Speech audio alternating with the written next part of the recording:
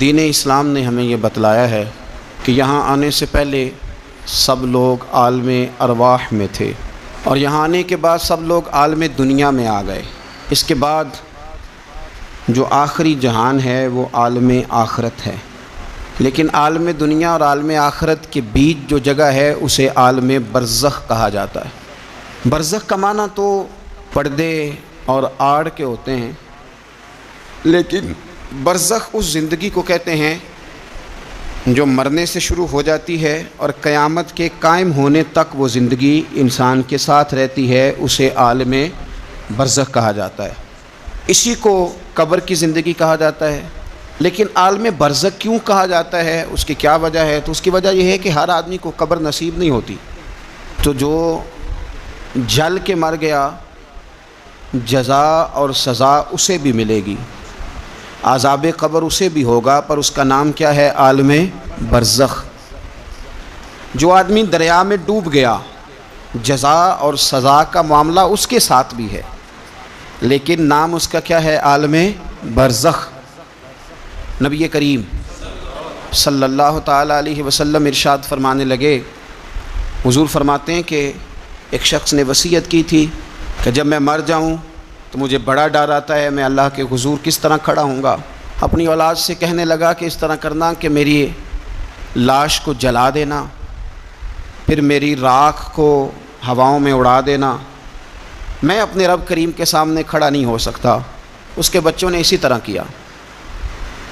حضور صلی اللہ علیہ وسلم فرماتے ہیں پھر اللہ نے زمین کے ذروں کو حکم دیا اور زمین نے سارے ذرے اکٹھے کیے، پھر رب نے اسے زندگی دی اور پھر پوچھا یہ تو نے وصیت کیوں کی تھی؟ تو اس کرتا اللہ میں تیرے سامنے کھڑا نہیں ہو سکتا تھا، مجھے اپنے اعمال کا پتہ تھا، جے ویکھا میں عملاں والے تو پھر تے کچھ نہیں نا میرے پلے، تو میں ڈرتا تھا کہ کیا بنے گا۔ تو رب فرمائے گا فرشتوں میرا بندہ سچ کہتا ہے، اسے میرے فضل سے جنت عطا کر دو۔ تو اللہ ذروں کو بھی جمع کرے گا، ہواؤں میں، خشکیوں میں، سمندروں میں، مرنے کے بعد انسان جہاں بھی ہوگا اسے جزا اور سزا کا معاملہ وہاں ملے گا۔ اب عذاب قبر جو ہے، قبر کے اندر جو انسان کا عذاب ہے تو وہ بھی عالم برزخ کا عذاب ہے۔ میرے رسول کریم صلی اللہ تعالیٰ علیہ وسلم نے نا کچھ چیزوں سے پناہ مانگی ہے، خود حضور نے، خود نبی پاک صلی اللہ علیہ وسلم، رسول کریم علیہ السلام نے پناہ مانگی۔ حضور فرمانے لگے اے اللہ مجھے کنجوسی سے، بخیلی سے پناہ عطا فرما، اور حضور نے باقاعدہ پناہ مانگی ہے کہ اے اللہ مجھے ارذل العمر ہونے سے پناہ میں رکھ، جب عمر اتنی زیادہ ہو جائے کہ وجود کے حصے کام کرنا چھوڑ جائیں، اس سے پناہ مانگی۔ اور خود میرے نبی پاک علیہ السلام نے قبر کے عذاب سے پناہ مانگی۔ یہ تعلیم امت کے لیے کہ تم بھی پناہ مانگو عذاب قبر سے۔ قبر کا عذاب برحق ہے، قبر کے لیے تیاری کر کے رکھنا، اپنی قبر کو یاد رکھنا، مر جانے کو یاد رکھنا۔ حضرت سعد بن معاذ رضی اللہ تعالیٰ عنہ کا جب جنازہ تھا تو صحابہ کرام فرماتے ہیں حضور نے نماز جنازہ کی امامت فرمائی تو قبر کے تیار ہونے میں کچھ دیر تھی، تو رسول کریم صلی اللہ علیہ وسلم زمین پر بیٹھ گئے اور ایک لکڑی سے حضور زمین کوریدنے لگے، لکڑی سے۔ ہم وہ انتظار تھے کہ اللہ کے رسول صلی اللہ علیہ وسلم سر مبارک اٹھائیں، ہمیں کو نصیحت کریں۔ فرماتے حضور نے سر اقدس اٹھایا تو حضور کی آنکھوں میں آنسو تھے، اور رو کے حضور فرمانے لگے، رو کے کہ اس قبر کے عذاب سے رب کی پناہ مانگو اور اس کے لیے تیاری کر لو، یہ بڑا سخت دن ہے۔ رو کے حضور نے فرمایا، رو کے۔ آج تو لوگ مذاق بناتے ہیں، آج لوگ مذاق اڑاتے ہیں، کچھ فقیر صوفی درویش کہلانے والے بھی، وہ کہتے ہیں جو مولوی بتا رہے ہیں نا قبر میں بچھو ہوں گے، سانپ ہوں گے، یہ تو مولوی اپنی قبر بتا رہا ہے، ہمارا اس سے کیا لینا دینا ہے۔ خدا سے ڈریں۔ وہ چیزیں جو احادیث مبارکہ میں آ گئیں جس سے نبی پاک نے ہمیں سمجھایا، آپ اس تنبیہ کو، اس نصیحت کو آپ اس رنگ میں لیں گے کہ مذاق بنایا جائے گا دین کا، بجائے اس کے کہ اس سے ڈرا جائے، بجائے اس سے۔ حضرت سیدنا برا بن عازب رضی اللہ تعالیٰ عنہ ارشاد فرماتے ہیں کہ میں نے نبی پاک صلی اللہ تعالیٰ علیہ وآلہ وسلم سے خود اس بات کو سنا ہے، خود رسول کریم صلی اللہ علیہ وسلم نے فرمایا۔ حضرت زید بن ثابت رضی اللہ تعالیٰ عنہ بھی اس بات کے راوی ہیں، فرماتے ہم جا رہے تھے تو 5-6 قبریں تھیں، تو حضور نے فرمایا کن کی قبریں؟ ہم نے عرض کی یا رسول اللہ صلی اللہ علیہ وسلم یہ کافروں کی قبریں، یہ صحیح مسلم میں حدیث موجود ہے، کفار کی قبریں۔ تو اللہ کے رسول صلی اللہ علیہ وسلم فرمانے لگے، ذرا حدیث کے لفظوں پہ غور کرنا، حضور فرمانے لگے اگر مجھے ڈرنا نہ ہوتا کہ تم اپنے مردوں کو دفن کرنا چھوڑ دو گے، اگر مجھے اس بات کا ڈر نہ ہوتا کہ تم اپنے لوگوں کو، مرنے والوں کو قبروں میں دفن کرنا چھوڑ دو گے، اگر یہ مجھے ڈر نہ ہوتا تو میں تمہیں سناتا کہ قبر کے اندر کس طرح عذاب ہوتا ہے، تمہیں دنیا میں رہ کے میں سناتا، پر ڈر ہے کہ کہیں تم اپنے مرنے والوں کو قبروں میں دفن کرنا چھوڑ ہی نہ دو، اس لیے میں تمہیں یہ بات نہیں بتاتا۔ اور میرے رسول کریم صلی اللہ تعالیٰ علیہ وآلہ وسلم نے پھر ارشاد فرمایا، اپنے غلاموں کی طرف نظر فرمائی، یہ بات کہہ کے کہ اگر مجھے ڈر نہ ہوتا کہ تم دفن کرنا چھوڑ دو گے تو تمہیں میں سنا دیتا کہ قبر میں کیا عذاب ہوتا ہے۔ پھر حضور نے صحابہ سے فرمایا چلو بھائی دوزخ کے عذاب سے اللہ کی پناہ مانگو، تو سب کہنے لگے ہم دوزخ کے عذاب سے اللہ کی پناہ مانگتے ہیں۔ پھر نبی پاک صلی اللہ تعالیٰ علیہ وسلم نے ارشاد فرمایا تم سب کہو کہ ہم قبر کے عذاب سے اللہ کی پناہ مانگتے ہیں۔ تو صحابہ نے کہا ہم قبر کے عذاب سے اللہ کی پناہ مانگتے ہیں۔ پھر میرے رسول پاک علیہ الصلوۃ والسلام نے فرمایا تم کہو، سارے یہ کہو کہ ہم ظاہری اور باطنی فتنوں سے اللہ کی پناہ مانگتے ہیں۔ تو صحابہ نے کہا کہ ہم ظاہری اور باطنی فتنوں سے اللہ کی پناہ مانگتے ہیں۔ پھر میرے محبوب علیہ السلام نے فرمایا تم کہو کہ ہم دجال کے فتنے سے اللہ کی پناہ مانگتے ہیں۔ تو صحابہ کرام نے کہا کہ اے اللہ ہم دجال کے فتنے سے تیری پناہ میں آتے ہیں۔ نبی پاک علیہ السلام نے یہ الفاظ کہہ کے یہ بات بتلا کے ہمیں سمجھا دیا، ہمیں قائل فرمایا محبوب نے کہ یاد رکھنا، اس بات کو اچھی طرح سمجھ لینا کہ اگر مجھے ڈر نہ ہوتا کہ تم اپنے مردوں کو دفن کرنا چھوڑ دو گے تو تمہیں بتلا دیتا کہ قبر میں کتنا سخت عذاب ہوتا ہے۔ اپنے معاملات پر غور کریں۔ ہمارا وہ کسی شاعر نے کہا تھا کہ مرنے کے بعد مجھ کو 2 گز زمین جو ملی تو دیکھو بعد مرنے کے ہی ہم جاگیردار ہو گئے۔ تو اصل تو جاگیر وہی ہے اور طے ہے، جتنا مرضی اے سی لگا کے کمرہ ٹھنڈا کر لیں، ٹائل پتھر لگا کے اس کو آپ صاف ستھرا کر لیں، اور آپ اٹھنے کی بھی تکلیف نہ کریں، ریموٹ کنٹرول کے ساتھ ہر چیز اپنے کمرے کی آپ کنٹرول کر لیں، پورا ہوادار کر لیں، لیکن آپ بچیں گے تب نہ جب قبر جنت کے باغوں میں سے باغ بنے گی۔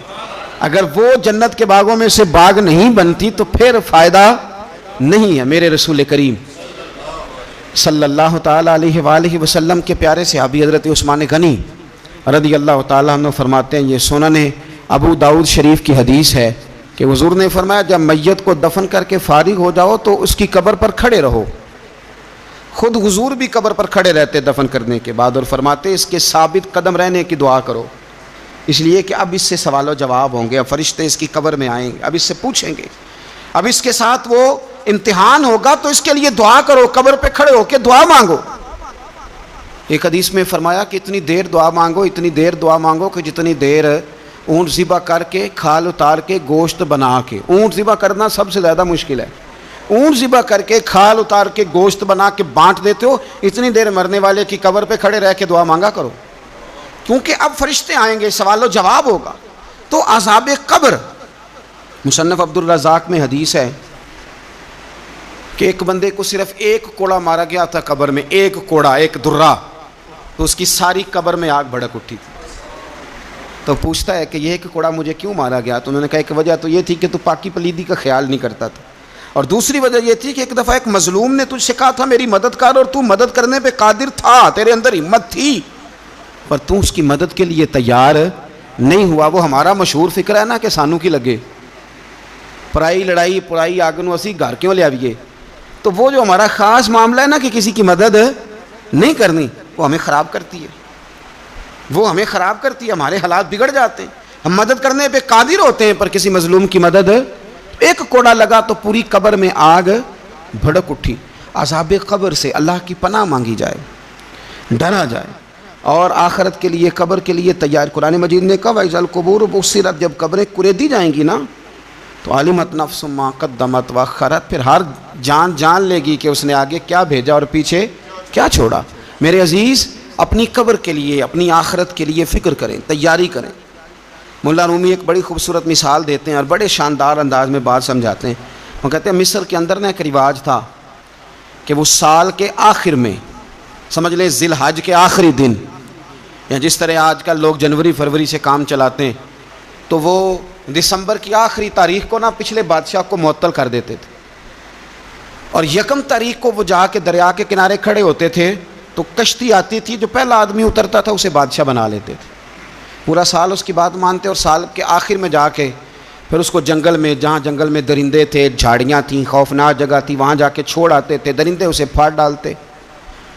تو ایک سال ایک دانشمند آدمی اترا، وہ تو اس کو انہوں نے کہا کہ بھئی تو ہمارا بادشاہ ہے۔ انہوں نے کہا یہ کیا بات ہوئی؟ تو بادشاہ ہوں تو کیا مطلب؟ انہوں نے کہا جی ہمارا اصول ہے، پورا سال تیری بات مانیں گے، سال کے بعد جنگل میں چھوڑ آئیں گے۔ کہنے لگا سال تو بات مانو گے نا؟ نے کہا ہاں۔ کہنے لگا اچھا پھر سب سے پہلے مجھے وہ جنگل دکھاؤ جس میں تم نے آخر میں چھوڑ کے آنا ہے، پہلے مکان کے پہلے سوسائٹی میں گھر کے پہلے قبرستان کی طرف حاضری۔ قرآن پاک کی جو ترتیب ہے نا موت و حیات کی، پتہ کس طرح؟ الذی خلق الموت والحیات، وہ رب جس نے موت اور زندگی پیدا کی۔ قرآن زندگی کا ذکر بعد میں کرتا ہے، موت کا ذکر ہے۔ تو ملا رومی کہتے ہیں وہ آدمی کہنے لگا پہلے دکھاؤ نا کہاں سال کے بعد لے کے جاؤ گے؟ تو انہوں نے جا کے وہ جگہ دکھائی، اس جنگل میں سال کے بعد ہم نے آپ کو لے کے آ کے چھوڑنا ہے۔ تو کہنے لگا ختم ہو گئی بات، اسی جنگل میں چھوڑو گے نا؟ کوئی اور تو نہیں؟ کہا جی اسی میں چھوڑیں گے۔ کہنے لگا بالکل ٹھیک ہے۔ پہلا حکم تخت پہ بیٹھتے اس نے یہ کیا کہ جنگل کے اندر جتنی خاردار جھاڑیاں ساری کاٹ دو، اس جنگل میں جہاں آخر میں جانا ہے وہ ساری جھاڑیاں کاٹ دیں۔ پھر کہنے لگا جتنے درندے ہیں نا جہاں، وہ سارے مار دو، درندے مار دیے۔ کہنے لگا اب ہل چلاؤ، کیاریاں بناؤ، پھول لگاؤ، گلاب لگاؤ، چنبیلی لگاؤ، کرو اس کے اندر خوشبوئیں۔ وہ سارا سال وہ باغ کی تیاری کرتا رہا۔ سال کے بعد انہوں نے چارپائی پہ باندھا، جب اس باغ میں لے کے جا رہے تھے تو پرانے بادشاہ کہتے تھے نا نہیں میں نے نہیں جانا، چھوڑ دو، اتار دو، معاف کر دو۔ یہ پتہ کیا کہہ رہا تھا؟ کہہ رہا تھا عجلونی، ذرا جلدی کرو، ذرا جلدی کرو، جلدی کرو، مجھے لے جاؤ قبر میں اور جلدی سے مجھے وہاں چھوڑ کے آؤ جنگل میں۔ کیوں بھلا؟ اس لیے کہ اس نے فارغ بیٹھ کے موج نہیں کی، اس نے اپنی آخری جگہ کے پھل پودوں کی تیاری کی۔ او میرے بھائی، ہمارے پاس پیسہ آتا ہے تو گاڑی نہیں آتی ہے، اگر تھوڑا پیسہ زیادہ بڑھ گیا تو چلو وہاں بھی پلاٹ لے لو۔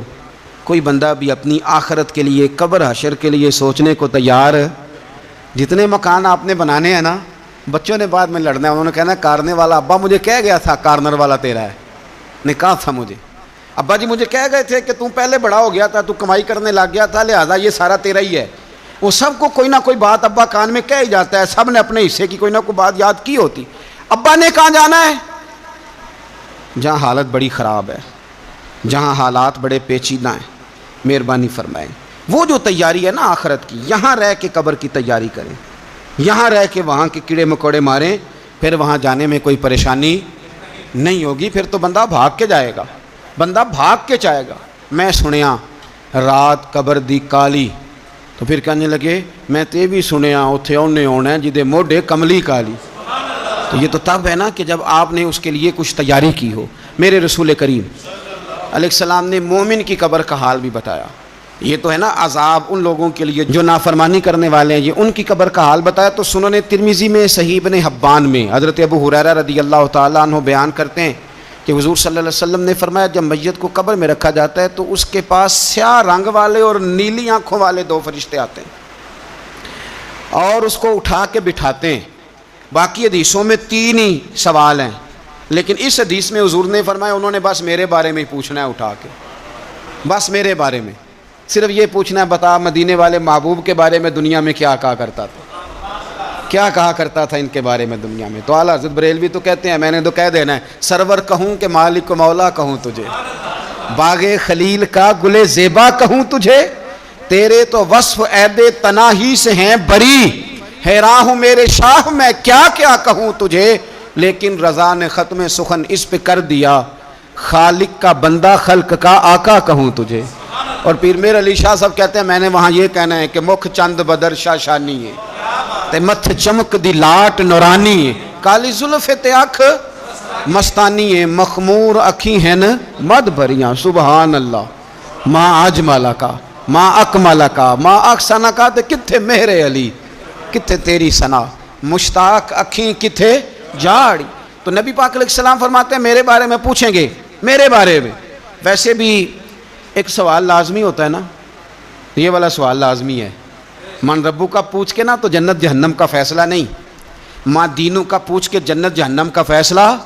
ہاں بات اگر ختم ہونی ہے تو مدینے والے کے سوال پہ ختم ہونی ہے. اس لیے کھل کے نعتیں پڑھا کرو, راج کے درود پڑھا کرو. یہ بات یاد رکھیں, یہ فیصلہ حضور کی ذات پہ ختم ہونا ہے. میرے نا وہ شکایتیں کرتے ہیں نا لوگ آ کے, تو ایک بچی کو ہمارے ہاں داخل کرانے کے لیے ایک صاحب لے کے آئے, تو کہنے لگے بڑا عرصہ اسے فلانے مدرسے میں داخل کرایا, سوائے نعتوں کے کچھ بھی نہیں سیکھا اس نے. تو میں انہوں آخیا چاچا جی جڑی اصل کام سی وہ تو سیکھ گئی ہے نا تھوڑی بچی. قرآن و سنت بھی حضور کی نعت ہی ہے, لیکن آپ کو پتہ ہے کہ بات ختم مدینے والے کی نعت پہ ہی ہوتی ہے. حضور کا پیار اصل ہے. تو حضور فرماتے ہیں میرے بارے میں پوچھا جائے گا, وہ کہے گا کہ ان کے بارے میں کیا پوچھتے ہو, اشہد ان لا الہ الا اللہ و اشہد ان محمدن عبدہ و رسولہ. تو فرماتے ہیں پھر اسے نا ایک طرف کھڑکی کھولی جائے گی تو جہنم کا دروازہ دکھایا جائے گا, اور اسے کہا جائے گا اگر تو سوالوں کے صحیح جواب نہ دیتا تو دوزخ میں جاتا, لیکن اب تو نے صحیح جواب دیے ہیں. تو حضور فرماتے ہیں اس کی قبر 70 گز چوڑی اور 70 گز لمبی کر دی جائے گی. کتنی جی؟ مسجد میں اے سی والے حال میں جگہ مل جائے تو بندہ بڑا سکھی رہتا ہے, اور صبح جائے بینک اور پہلی لائن میں موقع مل جائے تو بندہ بڑا سکھی رہتا ہے کہ میرا جاتے ہی کام ہو گیا. او خدا کے بندے, قبر بندے کی قبر, مکان اچھی سوسائٹی میں اچھا خستہ اور سستا مل جائے تو بندہ کہتا ہے کہ سودا بڑا واردہ لب گیا, بھائی بڑا کمال ہو گیا, مزہ نہیں آ گیا. قبر 70 گز لمبی اور 70 گز چوڑی. اور یہ ترمذی شریف پڑھ رہا ہوں, بڑی مزیدار حدیث. نبی پاک صلی اللہ علیہ وسلم فرمانے لگے پھر اس کی قبر کو نور سے بھر دیا جائے گا. حضور کو پہچان گیا نا, قبر نور سے بھر دی گئی, اور جب 70 گز لمبی کر دی گئی تو بڑے پیارے لفظ ہیں حدیث کے. حضور فرماتے ہیں وہ بندہ پھر فرشتوں سے ایک بات کہے گا, عربی میں بھی ہے اردو میں بھی ہے, وہ میرا دل کرتا ہے پنجابی میں بتاؤں. وہ نا فرشتوں سے وہ بندہ کہتا ہے جب قبر ہو گئی نا 70 گز لمبی 70 گز چوڑی اور نور سے بھر گئی, قربان جائیں.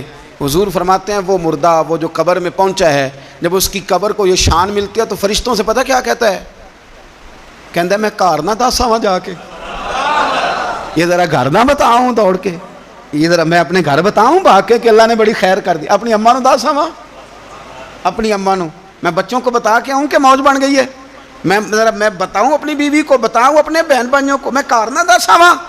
قربان جائیں میرے رسول کریم علیہ السلام فرماتے ہیں فرشتے اس سے کہتے ہیں نہیں تو کسی کو نہ بتا, نم کا نومت العروس, تو اس طرح سو جا جس طرح پہلی رات کی دلہن سویا کرتی.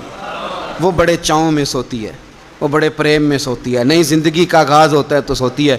اور فرشتے کہتے ہیں اب تجھے وہی آ کے جگائے گا جو تیرے اہل میں تجھے سب سے زیادہ محبوب ہوگا, جو تجھے سب سے زیادہ محبوب ہوگا. میرا تو ایمان ہے کہ ہمیں تو قبر سے آ کے جگائیں گے بھی مدینے والے رسول, کہیں گے آؤ غلاموں چلیں, آؤ غلاموں. اور وہ کشمیر کے رومی وقت نے میاں صاحب نے کہا تھا بعد مرن دے قبر میری تے میرے اپیرا جے کر پامے پھیرا. آپ حسن دیکھیں کلام کا اور انداز دیکھیں, بعد مرن دے قبر میری تے میرے اپیرا جے کر پامے پھیرا, تے قبر دے وچوں ہڈیاں اٹھ کے مجرا کر سن تیرا. ایک دفعہ آ تو صحیح, میں لوگوں کو وجد کر کے دکھاؤں گا کہ دیکھو نا وہ آج آئے ہیں, وہ آئے ہیں میرے مزار پہ, آج دیکھو ذرا رنگ تو دیکھو کس طرح نرالا اور انوکھا ہو گیا. وہ خود آئے ہیں. مومن کی قبر جنت کا باغ بنے گی, اسے نوازا جائے گا, اسے دیا جائے گا, اسے عطا کیا جائے گا, اسے کہا جائے گا تو سو جا, تو نیند پوری کر, نیند پوری کر. میرے عزیز کچھ لوگ ایسے ہیں جن سے عذاب قبر ہوگا ہی نہیں. میرے رسول کریم صلی اللہ تعالی علیہ وسلم نے ارشاد فرمایا کہ جو اللہ کے راستے میں شہید ہو گیا, یہ سنن نسائی میں موجود ہے, اسے عذاب قبر نہیں ہوگا, بلکہ ایک حدیث میں تو فرمایا حساب کتاب ہی نہیں ہوگا, اللہ بغیر سوال جواب کے جنت عطا فرما دے. کچھ لوگوں کو نا لوگوں کی بخشش پہ بھی مسئلہ ہی بنتا ہے کہ کوئی بخشا نہ جائے. وہ ایک صاحب کہہ رہے تھے جی یہ کیا معاملہ ہے کہ جمعے کو بندہ مر گیا یا فلانا ہو گیا تو اس سے حساب کتاب نہیں ہوگا, اتنے اتنے بڑے جرم لوگوں نے کتنے اتنے پاپ, اور جمعے کو مر گیا تو بخشا جائے گا. تو میں نے کہا جرموں کا بھی اسے حساب اللہ لے لے گا, لیکن میاں حساب کتاب کی ڈیوٹی نہ اللہ کی ہے تو بہتر یہ ہے کہ اسی کے ہاتھ میں رہے، تو نہ اپنے ہاتھ میں لینے کی کوشش کر۔ سنیں سنن ترمذی کی حدیث۔ ہمیں پتہ نہیں کیا مصیبت ہے، ہمیں پتہ نہیں کیا مسئلہ ہے۔ ایک جنازے سے میں نکلا، آپ یقین کریں کبھی کبھی کلیجہ پھٹ جاتا ہے۔ میں ایک جنازے سے نکلا تو میرے ساتھ ایک بندہ جنازہ پڑھ کے نکلا تو کہنے لگا جی پیر صاحب دیکھیں آج کتنی دنیا آئی ہے، حالانکہ یہ بندہ اس طرح کا تھا، اس طرح کا تھا، اس طرح کا تھا۔ میں نے اسے کہا یار تجھے تو فکر ہی لگ گئی ہے کہیں جنت میں چلا ہی نہ جائے، شرم آنی چاہیے ہمیں۔ اللہ فرماتے ہیں جنت اتنی چوڑی ہے جتنے زمین و آسمان، اس کی چوڑائی زمین اور آسمان کے برابر ہے، تو ہم تو اپنے علاوہ کسی کو جانے نہیں دینا چاہتے جنت میں۔ اور بس کریں، جنت خدا کا فضل ہے، اور اللہ فرماتے ہیں میرا فضل میں جسے چاہتا ہوں عطا کرتا ہوں۔ یہ سنن ترمذی کی حدیث، اور اس کے راوی حضرت عبداللہ ابن عمر رضی اللہ تعالیٰ عنہ، نبی پاک علیہ السلام نے فرمایا جو مسلمان جمعے کے دن یا جمعے کی رات کو فوت ہو اس کو اللہ تعالیٰ قبر کی آزمائش سے محفوظ رکھتا ہے۔ جو جمعے کی رات فوت ہو جائے یا جمعے والے، یعنی جمعے رات اور جمعے کی درمیانی رات چلا جائے یا جمعے والے، تو اللہ اسے عذاب قبر سے، تو میرے عزیز جو بندہ شہید ہو اس سے عذاب قبر نہیں ہوتا، جو آدمی جمعے کے دن یا جمعے کی رات چلا جائے اسے بھی عذاب قبر نہیں ہوتا۔ اور میرے رسول کریم صلی اللہ تعالیٰ علیہ وسلم نے فرمایا جو بندہ ایک دن اور ایک رات، یہ حدیث صحیح مسلم میں، سنن ترمذی میں، مصنف عبدالرزاق میں موجود ہے، ایک دن اور ایک رات اللہ کی رضا کے لیے اسلامی سرحد پہ پہرا دے۔ میں اور آپ سوئے ہوئے ہیں، لیکن وہ لوگ جو فوجی بارڈروں پہ کھڑے ہیں، دیکھو مدینے والے محبوب کس کس پہ کرم فرماتے ہیں۔ ساری عمر نہیں، 24-25 سال کی سروس نہیں، فرمایا ایک دن اور ایک رات اللہ کی رضا کے لیے جو اسلامی سرحد پر پہرا دے، مسلمانوں کو کافروں سے بچائے، رب اسے عذاب قبر نہیں دے گا، اسے اللہ تعالیٰ اپنے فضل سے معاف فرما دے گا۔ ایک رات اور ایک، تو آپ کیا سمجھتے ہیں کہ ان فوجیوں کی کوئی چھوٹی شان ہے، ان کا کوئی چھوٹا مرتبہ ہے؟ ایک دن اور ایک رات اگر یہ پہرا دیں تو اللہ انہیں اتنا انعام عطا کرتا ہے۔ اسی طرح سن لو، یہ ذرا غور سے سننا، ابن ماجہ کی حدیث، اور اس کے علاوہ مسند ابو یعلا میں موجود حدیث کے راوی حضرت ابو ہریرہ رضی اللہ تعالی عنہ، حضور صلی اللہ تعالی علیہ وسلم نے فرمایا جو شخص بیماری سے فوت ہوا، جو شخص، قربان جاؤں میرے محبوب نے بیماری کا نام ہی نہیں لیا، فرمایا کوئی بھی بیماری ہو، فرمایا جو آدمی بیماری سے فوت ہوا اللہ اسے شہادت کی موت عطا فرمائے گا، اور وہ عذاب قبر سے اور قبر کے امتحان سے بھی محفوظ رہے گا، اور حضور فرماتے ہیں اس کو صبح اور شام جنت کے باغوں میں سے رزق دیا جائے گا۔ جو کسی بھی بیماری سے مرا، لوگ کہتے ہیں دیکھو جی بڑا تانگ ہو کے دنیا سے گیا ہے، تو اس بندے کو بھی عذاب قبر نہیں ہوتا۔ اسی طرح جو بندہ سورہ ملک پڑھتا ہے، سنن ترمذی میں حضرت ابن عباس سے روایت ہے کہ حضور صلی اللہ علیہ وسلم کے ایک صحابی نے ایک جگہ خیمہ لگایا تو وہاں سورہ ملک پڑھنے کی آواز آتی، کوئی بندہ پڑھنے والا نظر نہیں آتا تھا۔ جب حضور کی بارگاہ میں عرض کیا تو فرمایا وہاں قبر تھی، اور قبر کے اندر بیٹھ کے میرا صحابی سورہ ملک کی تلاوت کر رہا تھا۔ اگر ہمیں خسرہ نمبر یاد ہو جاتا ہے نا اپنی جگہ کا، اور ہمیں پتہ ہوتا ہے کہ میرے والا حصہ کتنے کروڑ کا ہے، اگر ساری کہانیاں ہمیں یاد ہوتی ہیں تو سورہ ملک بھی ہمیں یاد ہو سکتی ہے۔ موبائل پہ اس کو ریکارڈ کر لیں، پھر اس کو سنیں کبھی بھی سورہ ملک میں۔ اور ہمارے سلسلہ عالیہ میں تو سورہ ملک وظیفہ ہے، ہمارے الوظیفۃ الکریمہ میں اعلیٰ حضرت نے لکھا ہے کہ رات کو سورہ ملک اور سورہ یاسین کے بغیر سونا نہیں۔ سورہ ملک اتنی شاندار صورت ہے کہ نبی پاک صلی اللہ علیہ وسلم نے فرمایا یہ قیامت کے دن اللہ کی بارگاہ میں ناز سے جھگڑا کرے گی اور کہے گی اے اللہ یہاں تو میرے پڑھنے والے کو جنت عطا فرما یا مجھے قرآن پاک سے علیحدہ کر دے، تو رب کریم پھر اپنے فضل سے پڑھنے والے کو جنت عطا کرے گا۔ اللہ کریم ہمیں سمجھنے کی توفیق عطا کرے۔ آخر دعوانا الحمدللہ۔